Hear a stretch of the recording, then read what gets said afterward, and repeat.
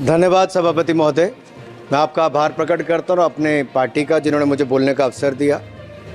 मैं बधाई देता हूँ श्रीमती निर्मला सीतारमण जी को, माननीय वित्त मंत्री जी को, जिन्होंने 7वां लगातार बजट दिया है। ये केवल केंद्रीय बजट नहीं, ये जन भावनाओं का बजट है, इसलिए मैं उनको बहुत बहुत इसके लिए बधाई देता हूँ। अगर आप बजट की ओर देखेंगे, इसकी भूरी भूरी प्रशंसा सब तरफ से हुई, लेकिन एक नेता ने यहाँ खड़े होकर जिस तरह से पहले कटाक्ष किया कमल पर, ना जाने कमल से उनको क्या विरोध है, लेकिन कमल के लिए, कमल का अगर शब्द का प्रयोग राजीव नाम के लिए भी किया जाता है, कमल के फूल को अगर राजीव कहेंगे तो वो भी है, लेकिन कहीं ना कहीं कमल को बुरा दिखाने का प्रयास किया गया। अरे भाई, ये बात सही है कि हमारा चुनाव चिन्ह कमल का फूल है और जनता ने तीसरी बार लगातार हमें सत्ता में बिठाने का काम किया है, लेकिन केवल ये कमल का फूल नहीं, इन्होंने अपमानित कुछ और करने का काम भी किया और मैं उसका थोड़ा उल्लेख यहाँ पर जरूर करना चाहता हूँ। ये कमल, इससे जुड़ा हुआ नाम राजीव भी है और राजीव आप जानते हैं किसका नाम है, आप सब जानते ही हैं। तो क्या उनको भी बुरा समझते? क्योंकि इन्होंने कहा, इन्होंने राजीव को हिंसा के साथ जोड़ने की बात कही, कमल को हिंसा के साथ जोड़ने की बात कही, लेकिन मैं कहना चाहता हूं मां लक्ष्मी का आसन भी कमल है, हमारा राष्ट्र पुष्प भी कमल है। और जिस पद्मासन मुद्रा में सिंधु सभ्यता में भगवान शिव की पशुपति नाथ के रूप में मूर्ति मिली थी, लोकमान्य तिलक पद्मासन मुद्रा में ही समाधिलीन हुए थे। आप कहते हैं कमल के चारों तरफ हिंसा है। आप कमल का अपमान नहीं कर रहे, आप बल्कि महायोगी भगवान शिव, भगवान बुद्ध और लोकमान्य तिलक जैसे महापुरुषों का अपमान कर रहे हैं। इसलिए अगली बार कमल के बारे में बोलने से पहले थोड़ा सोच कर बोलिए कि आप किस किस का अपमान कर रहे हैं। और केवल रील के नेता मत बनिए, मीम्स आपकी खूब बनती हैं। रियल नेता बनने के लिए सच बोलना पड़ता है। और सर, कुछ लोग एक्सीडेंटल हिंदू हैं और महाभारत का ज्ञान भी एक्सीडेंटल है। और उस नेता के अलावा और कौन नहीं जानता कि महाभारत में अभिमन्यु का वध 7 महारथियों ने मिलकर किया था। जयद्रथ, दुर्योधन, दुशासन, कर्ण, द्रोणाचार्य, कृपाचार्य और शकुनी। लेकिन राहुल जी ने कभी महाभारत, शायद, अब मुझे तो पता नहीं, पढ़ा भी नहीं, पर देखा भी नहीं होगा शायद सर, मुझे लगता है अंकल सैम ने लिख कर दिया होगा, अंकल सोरोस ने लिख के दिया होगा, कहीं से पर्ची बनकर आई होगी और कूल डूड बनने का प्रयास किया होगा। मैं इतना ही कहूंगा, कल जो चक्रव्यूह में फंसाने की बात कर रहे थे, वो कर्ण को करना कह रहे थे, कृपाचार्य जी को कृपचाय बोल रहे थे। चलिए छोड़िए उसको।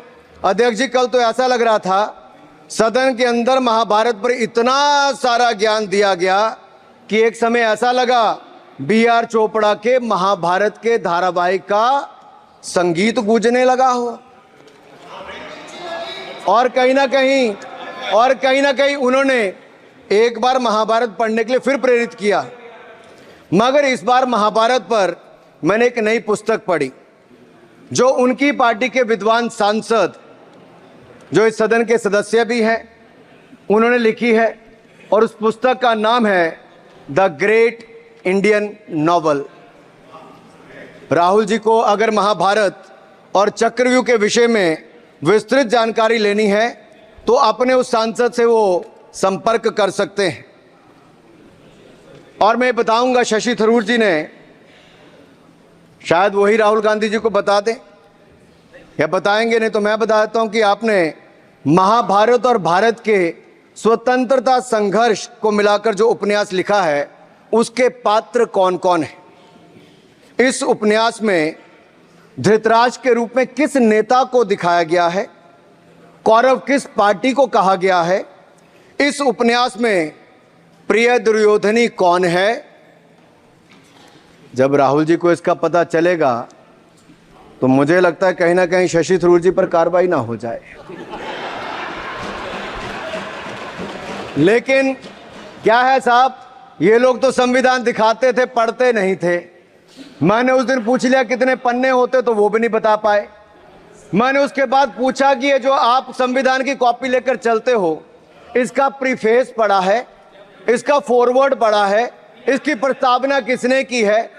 के वेणुगोपाल जो सॉलिसिटर जनरल इनकी सरकार के समय भी रहे होंगे, सीनियर एडवोकेट हैं, या गोपाल शंकर नारायण जो सीनियर एडवोकेट हैं, उन्होंने उसकी प्रस्तावना की थी और प्रस्तावना में लिखा था कि कैसा काला अध्याय वो इमरजेंसी का समय था। और ये संविधान जो डॉक्टर BR अंबेडकर जी ने दिया, अगर ये नहीं दिया होता तो आम जनमानस को अपने अधिकारों का पता भी नहीं लगता। लेकिन इन्होंने तो उसको पढ़ा ही नहीं था, लेकिन केवल कॉपी दिखा रहे थे इतने दिनों से साहब। ऐसे ही महाभारत पर भी ऐसी हालत लग रही है। और मुझे लगता है, और नहीं तो गूगल दादा तो थे, इनसे पूछ लेते आप क्या करते हो साहब, साथ में कुछ बताया करो। सर इस उपन्यास के, माननीय सभापति जी, इस उपन्यास के मुताबिक जिस पार्टी के सर्वे सर्वा आप हैं, उस उपन्यास के वही कौरव पार्टी है। मैं अपनी तसल्ली के लिए कुछ पंक्तियों को यहां उद्धृत कर देता हूं। मैं कोट कर रहा हूं सर, पेज नंबर 245 से। The India of which Dhritarashtra assumed the leadership on 15th August 1947 had just been through a cathartic process of regeneration, another stage in this endless cycle. अब 15 अगस्त 1947 को प्रधानमंत्री के रूप में मोदी जी तो नहीं थे, और ये कह रहे हैं कि जिन्होंने 15 अगस्त 1947 को उस समय वो सत्ता ली थी, वो धृतराष्ट्र थे। तो धृतराष्ट्र किसको कहा गया? धृतराष्ट्र को किसको कहा गया? अब आपने मुझे बांध रखा है। कल स्पीकर ने कहा है, स्पीकर महोदय ने कहा कि उस समय के लोगों का नाम नहीं लेना। तो प्रथम प्रधानमंत्री जी को धृतराष्ट्र मैंने नहीं कहा, इनके अपने ही सांसद ने अपने ग्रेट इंडियन नॉवल में कहा है। शशि थरूर जी कहाँ हैं? कहीं छिप तो नहीं गए? आज शो कॉज हो सकता है। फिर देखिए प्रिय दुर्योधनी और धृतराष्ट्र के विषय में क्या लिखा है। I quote from page 293। In Delhi, blind Dhritarashtra ruled with Priya Duryodhani by his side, and he pledged the nation not so much to the gas and hot water of his Fabian preceptors, but to smoke and steam of the modern industrial revolution their ancestors had denied this country. Sir ये सबको पता है कि इस देश के एकमात्र Fabian Samajwadi कौन थे, और ये फैबियन समाजवादी कौन थे उसके बारे में किसी और ने नहीं, आपके ही सांसद ने लिखा है। अरे वाह, इसमें तो आगे इमरजेंसी की चर्चा भी है, और जिसे इंदिरा गांधी जी ने थोपा था। और इमरजेंसी का उपयोग किया है। Saugata dada, you are not Shashi Tharoor, please. ये देश इनकी यातनाओं का सर भुगत भोगी रहा इमरजेंसी के समय, और वो काला खंड, वो काला अध्याय वो देश कभी भूल नहीं पाएगा, जिसने देश के लोगों को कठिन शब्द इमरजेंसी के बारे में भी बताया। सर तो हम चर्चा कर रहे थे द ग्रेट इंडियन नॉवल के अध्याय 7th बुक की, जिसमें प्रिय दुर्योधनी और उनके प्रिय पात्र शकुनी शंकर डे देश में आपातकाल लगाने की योजना बना रहे थे। सर मैं पढ़ता हूं कि शकुनी ने क्या कहा। I quote, what you could do now is to declare an internal seize, a grave threat to the stability and security of the nation from internal disruption. जिस बुक को आप कोट कर रहे हैं उस बुक को आप सबमिट कर दीजिए। मैं कर दूंगा साहब, एक कॉपी आपको भी भिजवा दूंगा साहब, एक टेबल पे भी रख दूंगा। So what you could do now is to declare an internal seize, a grave threat to the stability and security of the nation from internal disruption. No one has ever defined the permissible procedures under an internal seize, which leaves it to more or less up to us to define them, Shakuni added. And the next, sir, from page 366, I quote, not to mention censorship of the press. Press hai? Not to mention censorship of the press, which is nowhere explicitly ruled out in the Constitution. Suspension of certain fundamental rights, free speech, assembly, and that sort of things, and measures to put up the judiciary in their place, said Shakuni. Kindly sit down. Sir, Kindly sit down. ये किसी और ने नहीं, और मैं कहना चाहता हूं सर, माननीय अनुराग जी, एक किताब गौरव जी को भी भिजवा दीजिएगा। मैं खरीदेंगे सर, मैं कॉपी गौरव जी को भिजवा दूंगा सर। सर, इसमें जिनकी मैं बात कर रहा हूं वो हमारे उस समय की प्रधानमंत्री थी जिन्होंने इमरजेंसी लगाई थी। एक नेता की स्वर्गीय दादी जी भी हैं, और मैं उनके नाम के आगे प्रियदर्शनी भी लिखा जाता था, और उन्होंने इमरजेंसी लगाई थी। लेकिन माननीय सभापति जी, मैं कहना चाहता हूं, दुशासन और दुर्योधन दोनों बहुत ही दुष्ट और बदमाश हो सकते थे, लेकिन उन्होंने भी कभी इमरजेंसी नहीं लगाई थी।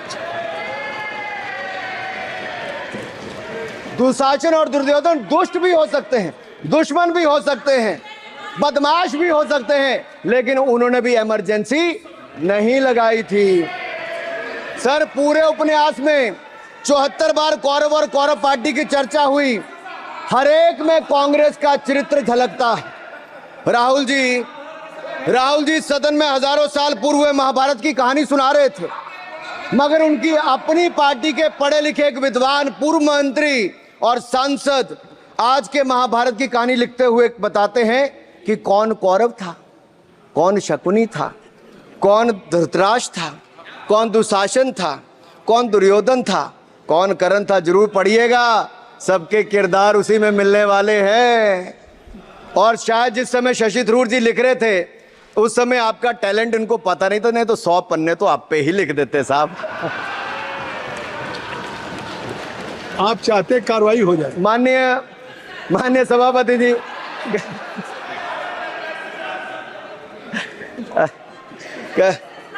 कल जब राहुल गांधी जी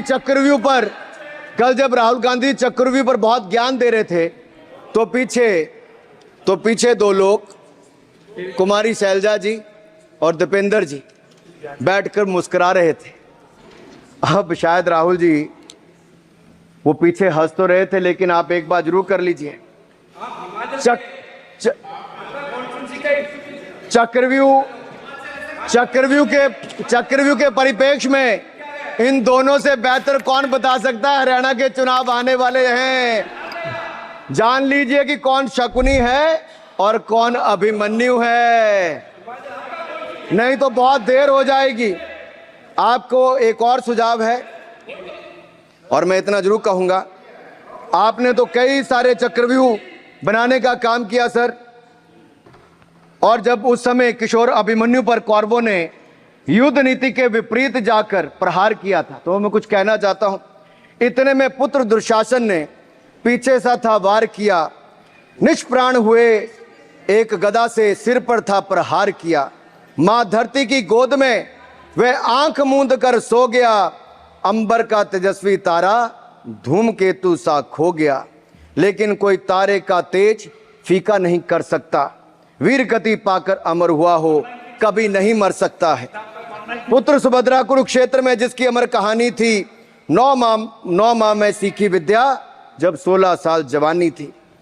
अब उस अभिमन्यु को, जिसने सारे चक्रों को तोड़ने का काम किया, मैं इतना ही कहूंगा, चक्रव्यूह का प्रसंग छेड़कर आपने अच्छा किया। इस देश ने बहुत सारे चक्रव्यूह देखे, कांग्रेस का चक्रव्यूह सर, इसके 7 किरदार मैं बताता हूं सर। पहला कांग्रेस, दूसरा पंडित नेहरू, सर नाम लेने के लिए मना किया, मैं दूसरी तरह से बोलता हूं। पहला कांग्रेस, दूसरे पहले प्रधानमंत्री NG, फिर तीसरा किरदार आईजी पूर्व प्रधानमंत्री, चौथा RG1 उस समय के प्रधानमंत्री, पांचवा SG, छठवां RG2 और सातवां आप सब जानते ही हैं। आप समझदार हैं, समझ गए होंगे। सर पहले चक्रव्यूह ने देश को विभाजन कराया, पहले चक्रव्यूह ने देश का विभाजन करवाया, और दूसरे जो NG उन्होंने देश को कश्मीर की समस्या दी और चीनियों को भारत की भूमि सौगात में दी, चीनियों को भारत भूमि सौगात में दी। सर तीसरे चक्रव्यूह आईजी ने, पूर्व प्रधानमंत्री आईजी ने देश को आपातकाल दी, इमरजेंसी दी और पंजाब में अशांति दी। चौथे जो RG1 है, RG1 ने बोफोर्स दिया और सिखों का निस्सहार किया। पांचवें जो SG हैं, उन्होंने सनातन धर्म परंपरा के प्रति नफरत का नैरेटिव बनाया, 12 लाख के करोड़ के घोटालों को संरक्षण प्रदान किया, देश की आर्थिक अर्थव्यवस्था को भंवर जाल में फंसाया। और छठे ठहरे आप, जिन्होंने पिछले 15 सालों में देश की राजनीति, संसदीय परंपरा और संस्कृति को इतना नुकसान पहुंचाया जितने कि ये बाकी 6 मिलकर चक्रव्यूह एक साथ मिलकर भी नहीं कर पाए। और रही 7वीं, उनका मैं नाम नहीं लूंगा, मैं इतना ही कहूंगा सभापति जी, 7 चक्रव्यूह ने मिलकर देश को गरीबी, भूखमरी, आतंकवाद, कट्टरवाद जैसे अनगिनत दुष्चक्रों में फंसा दिया था। देश को हमने इन आपके दुष्चक्रों से बचाया है, आजाद कराया और माननीय प्रधानमंत्री मोदी जी के नेतृत्व में विकास रथ को आगे बढ़ाया। आज दुनिया में भारत को 5वीं बड़ी अर्थव्यवस्था बनाया, 5वीं बड़ी अर्थव्यवस्था बनाया।